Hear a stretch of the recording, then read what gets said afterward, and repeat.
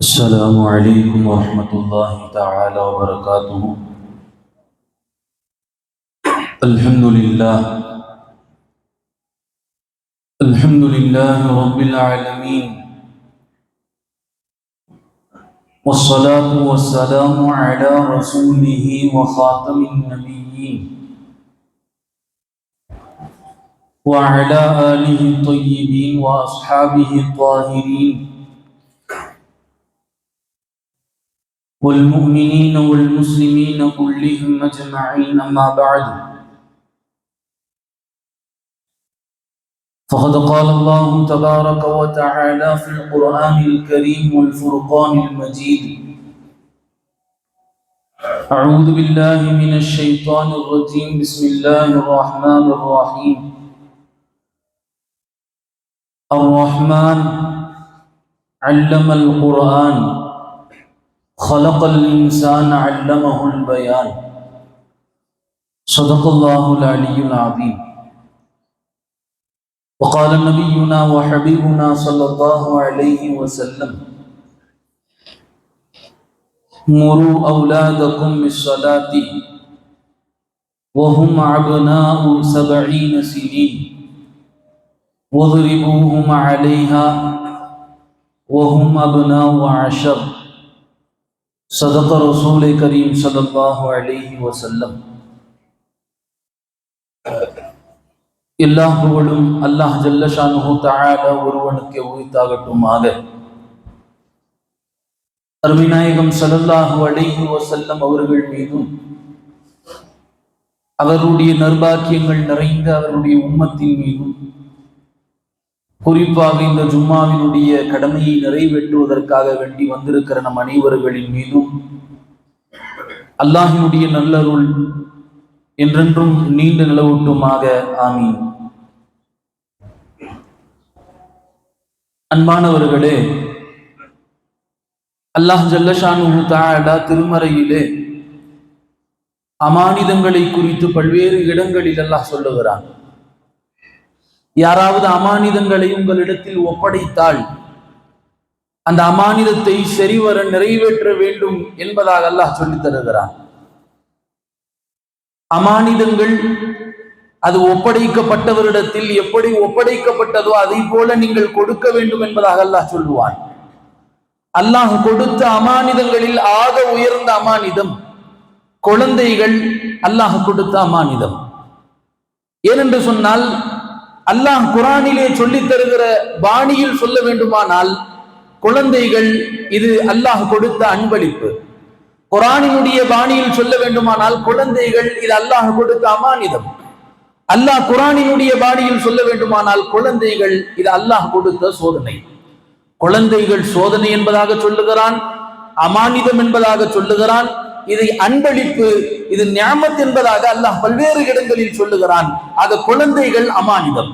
அமானிதத்தை எப்படி ஒருவர் தந்தால் அதை நிறைவேற்ற வேண்டுமோ, அதை சரியான முறையில் அவரிடத்தில் மீண்டும் ஒப்படைக்க வேண்டுமோ, அதுபோல்தான் அல்லாஹ் குழந்தைகளை தந்திருக்கிறான். இந்த குழந்தைகளை சரியாக உருவாக்கி ரப்புல் ஆலமீனிடத்தில் ஒப்படைப்பது இது பெற்றோர்களாகிய நம் மீது கடமைகளாக இருக்கிறது. அமானிதங்களை சரிவர நிறைவேற்றாதவர்கள் அவர்கள் அமானிதத்தில் மோசடி செய்தவர்கள். அதுபோல்தான் குழந்தைகளுடைய கடமைகளை செய்ய தவறுகிற போது அவர்களும் அமானிதத்தில் மோசடி செய்தவர்கள் என்பதாக பெருமானார் ஸல்லல்லாஹு அலைஹி வஸல்லம் அவர்கள் சொல்லுவார்கள். அருமையானவர்களே, குழந்தைகளுக்கு தீனை கற்பிக்க வேண்டிய அவசியம் இருக்கிறது. குழந்தைகளுக்கு மார்க்கத்தையும் ஒழுக்கத்தையும் இரு சேர அவர்களுக்கு கொடுப்பது இது பெற்றோர்கள் மீது கடமையாக இருக்கிறது. இந்த கடமையை செய்ய தவறுகிற போது அமானிதத்தில் மோசடி செய்தவர்கள் என்கிற கணக்கில் வந்து விடுகிறார்கள். அல்லாஹ் தஆலா திருமறையில் பல்வேறு இடங்களில் நபிமார்கள் தங்கள் பிள்ளைகளுக்காக துஆ செய்ததை சொல்லி காட்டுவார். நபிமார்கள் தங்கள் பிள்ளைகளுக்காக, தங்கள் சந்ததிகளுக்காக துஆ செய்வார்கள். நாம் நம்முடைய சந்ததிகளுக்காக துஆ செய்ய வேண்டும். பெருமானார் ஸல்லல்லாஹு அலைஹி வஸல்லம் அவர்களிலிருந்து எத்தனை நபிமார்கள் தங்களுடைய பிள்ளைகளுக்காக செய்த துஆவை அல்லாஹ் குர்ஆனிலே சொல்லி காட்டுகிறான். இப்ராஹிம் அலைஹிஸ்ஸலாம் இப்படி துஆ செய்திருக்கிறார்கள்: ரப்பி ஜஅல்னி முகீமுஸ் ஸலாத்தி வ மின் ذُرِّيَّتِي. யா அல்லாஹ் என்னையும் தொழுகையாளிகளாக ஆக்கு, நான் தொழுவதை போல என் சந்ததிகளையும் நீங்கள் தொழுகையாளிகளாக ஆக்கு என்று அல்லாஹ்விடத்திலே இப்ராஹிம் அலைஹிஸ்ஸலாம் அவர்கள் பிரார்த்திக்கிறார்கள். நபிமார்கள் தங்களுடைய சந்ததிகளுக்கு துஆ செய்கிற போது நாம் நம்முடைய சந்ததிகளுக்கு எவ்வளவு துஆ செய்ய வேண்டும் என்று சிந்திக்க கடமைப்பட்டிருக்கிறோம். நிறைய நபிமார்கள் இப்படி தங்களுடைய குழந்தைகளுக்காக வேண்டி, பின்வரக்கூடிய சந்ததிகளுக்காக வேண்டி அவர்கள் அல்லாஹ்விடத்திலே துஆ செய்வார்கள். அந்த சந்ததிகள் சிறந்த சந்ததிகளாக உருவாக வேண்டும் என்று பல்வேறு கட்டங்களில் துஆ செய்திருக்கிறார்கள். அருமையானவர்களே, அதுபோல்தான் நிறைய நபிமார்கள் அல்லாஹ்விடத்திலே துஆ செய்வார்கள். அல்லாஹ் குர்ஆனிலே இப்படி ஒரு ஆயத்தில் சொல்லுவான், உங்களுக்கு 40 வயது ஆகிவிட்டால் உங்கள் துஆக்களை இதை கடமையாக்கிக் கொள்ளுங்கள்.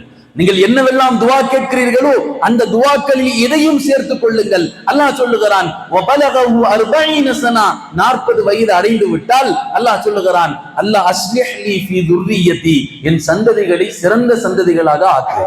40 வயதுக்கு பிறகு, நான் மௌத்தான பிறகும் எனக்கு பிறகு என் குழந்தைகள் எனக்கு துஆ செய்யக்கூடிய பிள்ளைகளாக, ஒரு சிறந்த தீன்தாரியாக, மார்க்கத்தையும் ஒழுக்கத்தையும் கற்ற பிள்ளைகளாக இருக்க வேண்டும் என்று நீங்கள் 40 வயது ஆகிவிட்டால் அந்த பிள்ளைகளுக்காக வேண்டி துஆ செய்யுங்கள் என்று ரப்புல் ஆலமீன் சொல்லித் தருகிறான். அருமையானவர்களே, அது குழந்தைகளுக்கு மார்க்கத்தையும் ஒழுக்கத்தையும் சரிவர நிறைவேற்றவில்லையானால் அல்லாஹ் கொடுத்த அமானிதத்தில் அவர்கள் மோசடி செய்தவர்களாக ஆகிவிடுவார்கள் என்பதாக சொல்வார்கள்.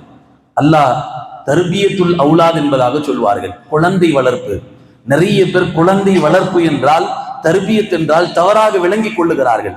குழந்தைக்கு நல்ல உணவு கொடுப்பது, குழந்தைக்கு சிறந்த ஆடையை கொடுப்பது, குழந்தை தங்குவதற்கு நல்ல வீடுகளை கொடுப்பது, குழந்தையை படிக்க வைப்பது, இது மாத்திரம்தான் வளர்ப்பு என்று விளங்கி இருக்கிறார்கள். ஆனால் உண்மையிலுமே வளர்ப்பு என்பது இது அல்ல.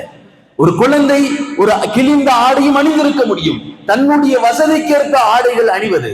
ஒரு குழந்தை அவர்களுக்கு வசதிக்கேற்ப உணவுகளையும் சாப்பிட முடியும். சிறந்த உணவு சாப்பிடுவதுதான் தர்பியத் என்பது அல்ல. குழந்தை வளர்ப்பு என்பது நல்ல ஆடை உடுத்துவது என்பது அல்ல. குழந்தை வளர்ப்பு என்பது நீங்கள் படித்து ஆளாக்குவது அல்ல. குழந்தை வளர்ப்பு என்பது உங்கள் பிள்ளைகளுக்கு நீங்கள் லைஃபில் செட்டில் பண்ணி தருவது என்பது அல்ல. குழந்தை வளர்ப்பு என்பது அந்த பிள்ளைகளுக்கு மார்க்கத்தையும் அவர்களுக்கு ஒழுக்கத்தையும் வழங்குவதுதான். இதுதான் சிறந்த குழந்தை வளர்ப்பு என்பதாக சொல்வார்கள். இதுதான் உண்மையான தர்பியத். குழந்தை வளர்ப்பு என்பது இதுதான். அந்த பிள்ளைகளுக்கு மார்க்கத்தையும் நீங்கள் ஒழுக்கத்தையும் தந்துவிட்டால் அந்த பிள்ளைகள் எதிர்காலத்தில் ஜொலிக்கிற பிள்ளைகளாக, சாலிஹீன்களாக, உங்களுக்கு துஆ செய்யக்கூடிய பிள்ளைகளாக, இதுதான் தர்பியத் என்பதாக உலமாக்கள் சொல்லி தருவார்கள். அருமையானவர்களே, அல்லாஹ் ஆரம்ப கால குர்ஆன்களில், ஆரம்ப கால வசனங்களில் நிறைய ஆயத்துகளை அல்லாஹ் இல்மை பற்றி தான் சொல்லி காட்டுவான். குர்ஆனுடைய முதல் வசனம் இக்ரா பிஸ்மி ரப்பிக்கல்லதி ஹலக். இந்த ஆயத்தில் முதல் வார்த்தை என்ன? இக்ரா. நபியை பார்த்து அல்லாஹ் சொல்லுகிறான், ஓதுங்கள். ஓதுங்கள் என்று சொல்லுவது இது இல்மு, இது நபிக்கு மாத்திரமல்ல, உலகத்தில் கடைசியாக வரக்கூடிய அத்தனை நபர்களுக்கும் இதுதான் ஓதுங்கள். நீங்கள் ஓதிவிட்டால் உங்களுடைய எதிர்காலம் சிறந்த எதிர்காலமாக இருக்கும். ஓதுங்கள் என்பது இது நபிக்கு சொன்ன அல்லாஹ் கட்டளை அல்ல, ஒட்டுமொத்த உம்மத்திற்கும் சொன்ன கட்டளை. நீங்கள் குழந்தைகளாக இருந்து பெரியவர்களாக வரைக்கும் எல்லோருக்கும் அல்லாஹ் சொல்லுகிறான், ஓதுங்கள், குர்ஆனை ஓத தெரிந்து கொள்ளுங்கள். அந்த குர்ஆனை எப்படி படிக்க வேண்டும், அந்த குர்ஆனை எப்படி ஓத வேண்டும், மார்க்க சட்டங்களையும் தீனுடைய விஷயங்களையும் நீங்கள் படித்து தெரிந்து கொள்ளுங்கள் என்பதாகத்தான் அல்லாஹ் முதல் ஆயத்தாக இக்ரா என்கிற ஆயத்திலே சொல்லி காட்டுகிறான் என்பதாக சொல்வார்கள். அருமையானவர்களே, நமக்கெல்லாம் தெரிந்த ஒரு சூரா அர் ரஹ்மான் அல்லமல் குர்ஆன் ஹலக்கல் இன்சான். இந்த சூறாக்களில் தர்ஜுமாவை நாம் அவசியம் படிக்க வேண்டும். அவ்வளவு அற்புதமான சூரா. இந்த சூறாக்களில் அல்லாஹ் சொல்ல வருகிற விஷயம் இரண்டு இரண்டு நியமத்துகளாக சொல்லிவிட்டு அல்லாஹ் இப்படி சொல்வான், இந்த நியமத்துகளை பொய்ப்பிப்பவர்கள் உண்டா என்று மனிதர்களை பார்த்து அல்லாஹ் கேட்கிறான். இரண்டு இரண்டு நியமத்துகளாக அல்லாஹ் சொல்வான். இந்த சூறாவினுடைய ஆரம்ப ஆயத்தாக அல்லாஹ் சொல்ல வருகிற விஷயம் என்ன தெரியுமா? அல்லமல் குர்ஆன், நாம் குர்ஆனை கற்றுத்தந்தோம் என்றாக சொல்லுகிறான். அடுத்ததாக அல்லாஹ் சொல்லுவது ஹலக்கல் இன்சான், நம் மனிதனை படைத்தோம் என்பதாக சொல்லுகிறான். அருமையானவர்களே, அசலில் இந்த ஆயத்து இப்படி இருந்திருக்க வேண்டும். மனிதர்களை படைத்தோம், பிறகு குர்ஆனை கற்றுக் கொடுத்தோம் என்று ஆயத்து இருந்திருக்க வேண்டும். ஆனால் அல்லாஹ் எப்படி ஆயத்தை அமைக்கிறான்? அல்லமல் குர்ஆன், குர்ஆனை கற்றுக் கொடுத்தோம், பிறகு அல்லாஹ் சொல்லுகிறான் ஹலக்கல் இன்சான், உலகத்தில் ஆதம் அலைஹிஸ்ஸலாமில் இருந்து கடைசி மனித சமுதாயம் வரைக்கும் எல்லா மனிதர்களையும் நாம் தான் படைத்தோம் என்று அல்லாஹ் சொல்லுவதற்கான காரணம் என்ன? தஃப்சீரில் குறிப்பிடுவார்கள், ஒரு மனிதன் மனிதனாக இருப்பதற்கு ஆக முக்கியமான அவசியம் குர்ஆனினுடைய கல்வி. நிறைய நேரங்களில் படிக்கிறோம் செய்தித்தாள்களில், படித்து பட்டதாரியாக இருக்கிறார்கள், ஆனால் பாலியல் பலாத்காரங்களில் ஈடுபட்டு விடுகிறார். படித்து பட்டதாரியாக இருக்கிறார், ஆனால் தற்கொலைகளில் ஈடுபட்டு விடுகிறார். படித்த பட்டதாரியாக இருக்கிறார், ஆனால் சில விதமான பல பாவங்களை, பெரும் பாவங்களில் ஈடுபட்டு விடுகிறார். ஆக படித்து பட்டதாரியாக இருப்பது இது ஒழுக்கங்களை கற்கக்கூடிய கல்வி அல்ல, உண்மையிலுமே ஒழுக்கத்தை கற்றுத்தரக்கூடிய கல்வி. இது குர்ஆனினுடைய கல்வி.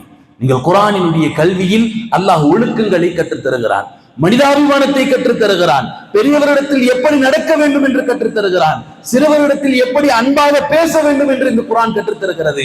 ஆக ஒழுக்கங்கள் நிறைந்த கல்வி என்று சொன்னால் அது இந்த குர்ஆனினுடைய கல்வி. எனவேதான் அல்லாஹ் இப்படி சொல்லுகிறான், அல்லமல் குர்ஆன், நாம் குர்ஆனை கற்றுக் கொடுத்தோம்.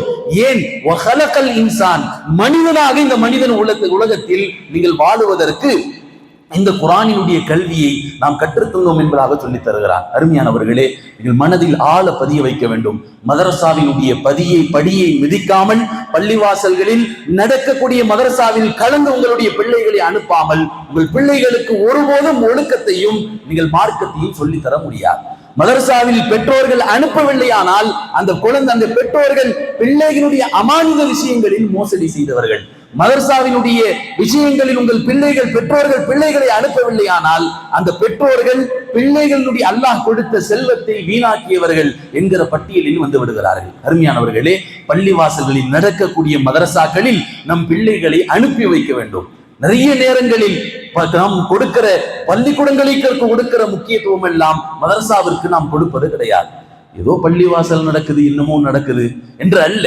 குர்ஆன் சொல்லுகிறது, இந்த குர்ஆனினுடைய கல்விதான் உங்களுக்கு ஒழுக்கத்தையும், உங்கள் பிள்ளைகள் உயர்ந்து வருகிற போது நீங்கள் சிறந்த பிள்ளைகளாக, கண்குளிர்ச்சியான பிள்ளைகளாக வருவதற்கு இந்த மார்க்க கல்விதான் அடிப்படை என்பதாக பெருமானார் ஸல்லல்லாஹு அலைஹி வஸல்லம் அவர்கள் சொல்லி தந்திருக்கிறார்கள். அருமையானவர்களே, அல்லாஹ் தஆலா திருமறையில் நபிமார்களுக்கு முதல் மதரசாவாக ரப்புல் ஆலமீன் தான் ஆதம் அலைஹிஸ்ஸலாமுக்கு மதரசாவை நடத்துகிறார். அல்லாஹ் ஆதம் அலைஹிஸ்ஸலாம் அவர்களை படைத்து முதலாக ஆதம் அலைஹிஸ்ஸலாம் அவர்களுக்கு அல்லாஹ் தான் ஓத சொல்லித் தருகிறான் என்பதாக பார்க்கிறோம். ஆதம் அலைஹிஸ்ஸலாம் அவர்களை களிமண்ணிலிருந்து படைக்கிறான். பிறகு ரூஹை அல்லாஹ் கொடுக்கிறான். ரூஹு கொடுத்த பிறகு அல்லாஹ் தான் ஆதம் அலைஹிஸ்ஸலாம் அவர்களுக்கு ஓத சொல்லித் தருகிறான். இன்னும் சொல்ல வேண்டுமானால், நிறைய நபிமார்களை பக்குவப்படுத்துவதற்கு அல்லாஹ் இல்மை கற்க சொல்லுகிறான்.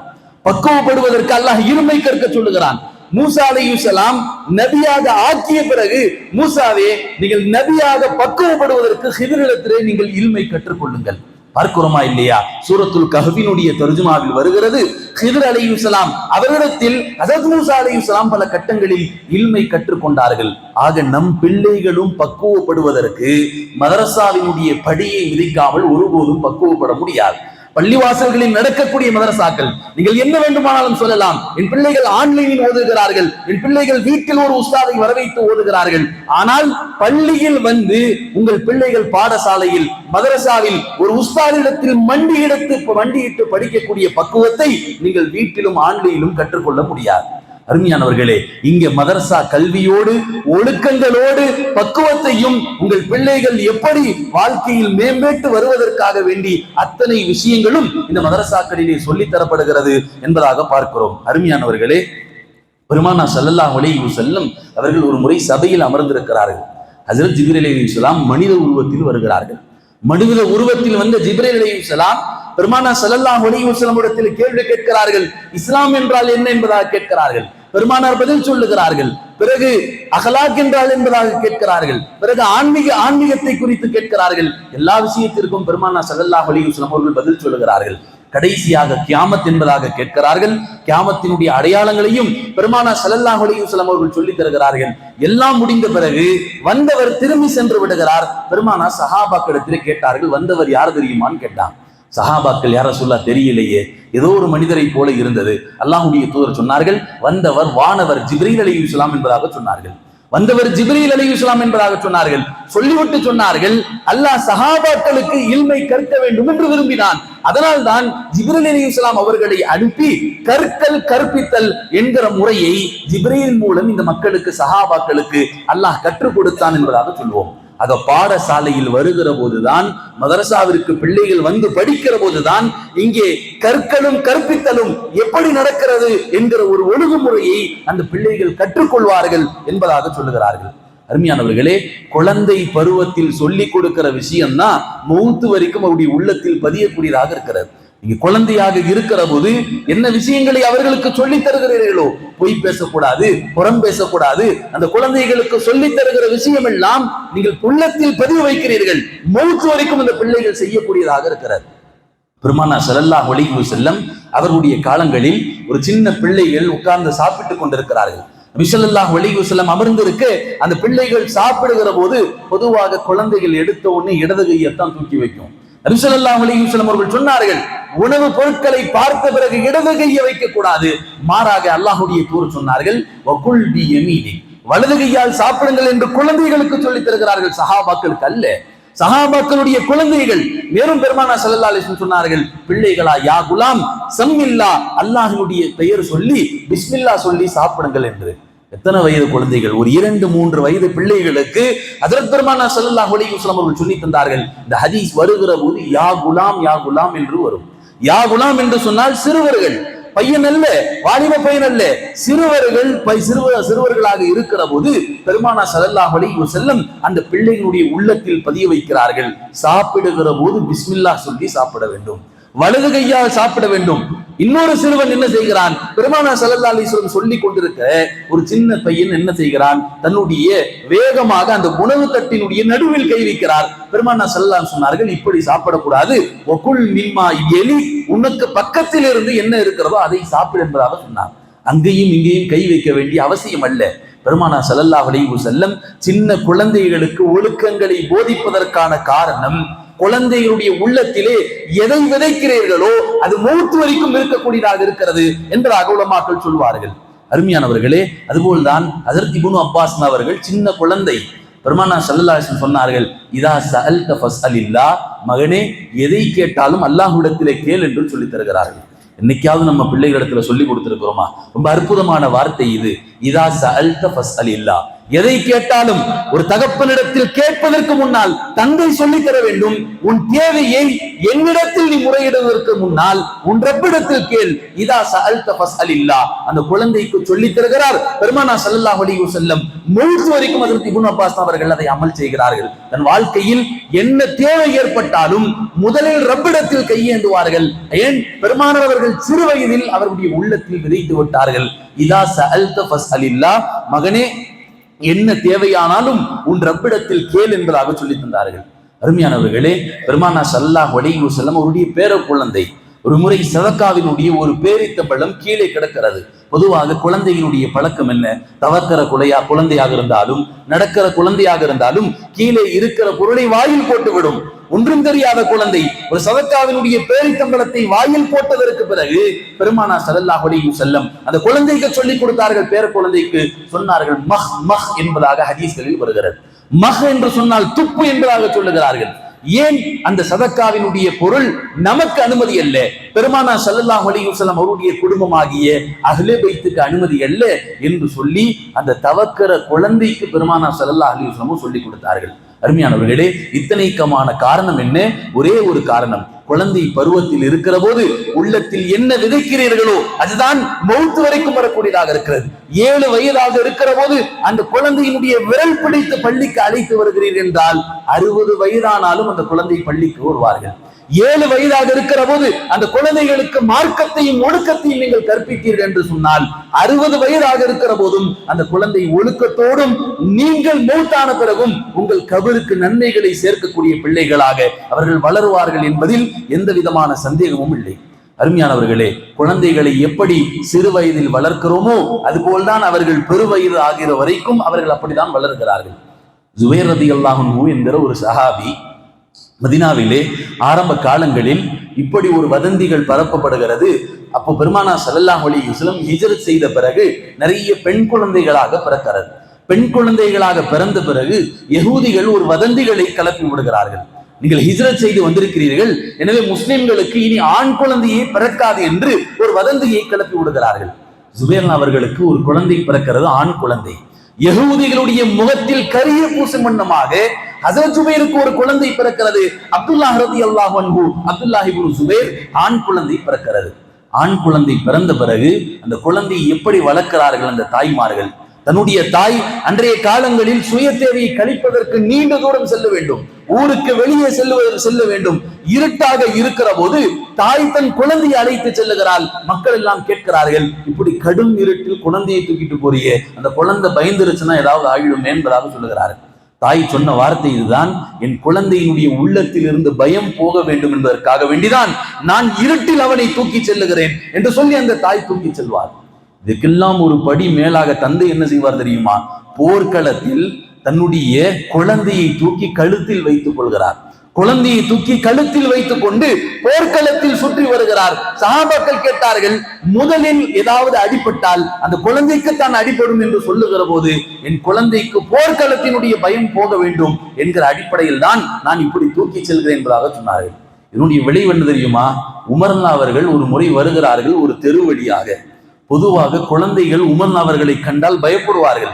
அப்துல்லாஹ் இப்னு ஜுபைர் சின்ன பையன், ஒரு தெருவில் வழியாக சென்று கொண்டிருக்கிற போது தன் சக தோழர்களோடு நண்பர்களோடு செல்லுகிற போது உமர் அவர்கள் எதிரில் வருகிறார்கள். பார்த்த அத்தனை சிறுவர்களும் எல்லாம் சென்று விட்டு ஏதோ ஒரு இடத்தில் ஒளிந்து கொள்கிறார்கள். உமர் அவர்கள் பார்த்தால் பயம், எல்லாம் ஒரு இடத்தில் ஒளிந்து கொள்கிற போது இந்த அப்துல்லாஹ் இப்னு ஜுபைர் மட்டும் அப்படியே நிற்கிறார். உமர் அவர்களுக்கு ஆச்சரியம். அத்தனை சிறுவர்களும் ஓடி ஒளிந்து கொண்ட பிறகு ஒரு சிறுவன் மாத்திரம் தைரியமாக அதே இடத்தில் அதே ரோட்டில் நிற்கிற போது உமர் அவர்களுக்கு ஆச்சரியம், மறுபக்கம் வியப்பு. உமர் அவர்கள் அந்த பையனிடத்தில் கேட்டார்கள், ஏன் நீ ஓடவில்லையா என்று கேட்கிற போது, நான் எதற்காக வேண்டி ஓட வேண்டும், நான் எந்த குற்றமும் செய்யவில்லை என்பதாக சட்டென்று பதில் சொன்னார்கள். உடனே பதில் சொன்னார்கள், நான் எதற்கு ஓட வேண்டும், எந்த குற்றமும் செய்யாமல் நான் எதற்காக வேண்டி ஓட வேண்டும் என்று பதில் சொல்லுகிறார்கள். இன்னொரு பதிலும் சொன்னார்கள், நான் ஓடுவதற்கு இந்த ரோடு இந்த தெரு இருக்கிறதே இது குறுகிய தெருவும் அல்ல, குறுகிய தெரு இருக்கிற போதுதான் நான் ஒதுங்கிக் கொள்ள வேண்டும், நீங்கள் செல்வதற்கு வழிபட வேண்டும். இந்த தெரு குறுகிய தெரு அல்ல, எனவே நான் எதற்காக வேண்டி ஒதுங்க வேண்டும் என்பதாக கேட்டார்கள். அருமையானவர்களே, இந்த தைரியம் எங்கிருந்து வந்தது? தாய் தந்தையர்கள் தன்னுடைய சிறு பிராயத்தில் இருந்து அவர்களை உருவாக்கியதன் மூலம் அவர்களுக்கு இந்த தைரியம் பெறப்பட்டது என்பதாக உலமாக்கள் கிதாபுகளில் பதிவு செய்வார்கள். ஆக ஒரு பெற்றோர் பிள்ளைகளை தைரியமானவர்களாகவும் உருவாக்க முடியும். பெற்றோர்கள் பிள்ளைகளை தொழுகையாளிகளாக உருவாக்க முடியும். பெற்றோர்கள் பிள்ளைகளை கோழையாகவும் உருவாக்க முடியும். பெற்றோர்கள் பிள்ளைகளை பாவிகளாகவும் உருவாக்க முடியும். நிறைய பேர் பார்க்கிறோம், பிள்ளைகளை கண்டுகொள்வதே கிடையாது. என்ன செய்கிறார்கள், எங்கே சென்று படிக்கிறார்கள், என்ன செய்கிறார்கள், யாரிடத்தில் பழகிறார்கள் என்று கண்டுகொள்வதே கிடையாது. எவ்வளவு செல்லம் கொடுக்க முடியுமோ கொடுத்து அவர்களுக்கு எடுத்து வர்றது, கடைசியில வந்து கண்ணீர் வடித்து எந்த பிரயோஜனமும் இல்லை. பிள்ளைகளுடைய விஷயத்தில் கவனிக்க வேண்டும். யாரிடத்தில் பழகுகிறார்கள், எங்கே படிக்கிறார்கள், எப்படி படிக்கிறார்கள், அத்தனை விஷயம் அவருடைய விஷயத்தில் நீங்கள் நோட்டம் போட வேண்டும். காரணம், இன்றைக்குள்ள காலங்கள் பிள்ளைகளை வளர்க்கக்கூடிய விஷயம் மிகப்பெரிய சவாலாக இருக்கிறது.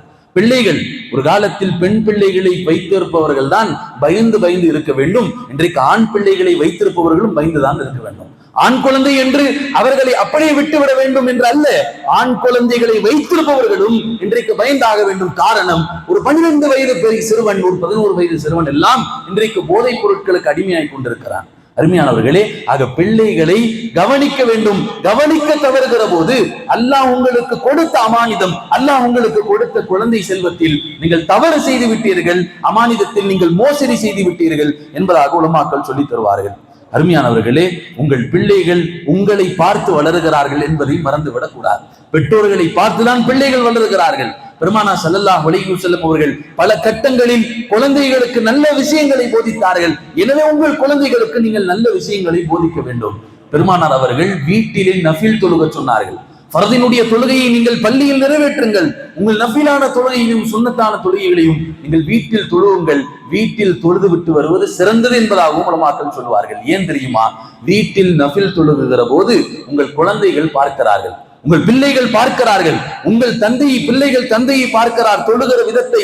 அந்த தொழுகிற விதத்தை பிள்ளைகள் பார்த்து நாளை அவர்கள் தொழுகையாளிகளாக உருவாகுவார்கள் என்கிற அடிப்படையில் தான் ஹஜ்ரத் பெருமானார் ஸல்லல்லாஹு அலைஹி வஸல்லம் நஃபிலான சுன்னத்தான வணக்கங்களை நீங்கள் வீட்டில் நிறைவேற்றுங்கள் என்பதாக சொன்னார்கள். ஒரு பிள்ளை உருவாகுவது, ஒரு பிள்ளையை திட்டுவது எல்லாம் பெற்றோர்களை வைத்துதான். பார்க்கிறோமா இல்லையா? அதாவது பிள்ளை தவறு செஞ்சுட்டா, அத்தா சரியில்லை, அத்தாவும் மறந்த மகனு இருக்கிறாங்குவாங்க. அத்தா இப்படியோ அது மாதிரிதான் பிள்ளை. பிள்ளை ஒரு தவறு செய்து விட்டால் பெற்றோர்களை வைத்து தான் நிஸ்பத் செய்கிறார்கள்.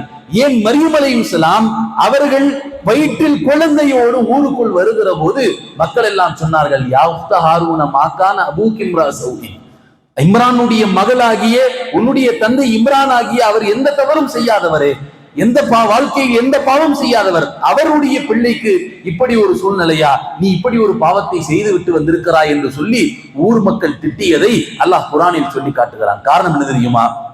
ஒரு தந்தை ஒரு பிள்ளை அவர் செய்த தவறை பெற்றோர்களோடு தான் சேர்த்து ஒப்பிடுகிறார்கள் என்பதை சொல்லுவதற்கு அல்லாஹ் சொல்லுகிறான். எனவே பெற்றோர்கள் எப்படி இருக்கிறார்களோ அதுபோல்தான் பிள்ளைகளும் வாழ்க்கையில் இருக்கக்கூடியவர்களாக இருக்கிறார்கள். அருமையானவர்களே, பிள்ளைகள் அவர்கள் உண்மையிலுமே ஒரு பிள்ளைகள் தங்களுக்கு பிறகு அவர்கள் குழந்தைகளாக வளர்ந்து வருகிற போது பிறகு ஒரு 40-50 வயதில் பெற்றோர்கள் தனக்கு கொடுத்த செல்வத்தை வைத்து அவர்கள் சந்தோஷப்பட வேண்டும். என்ன செல்வம்? சொத்து சேர்த்து வச்ச செல்வத்தையா?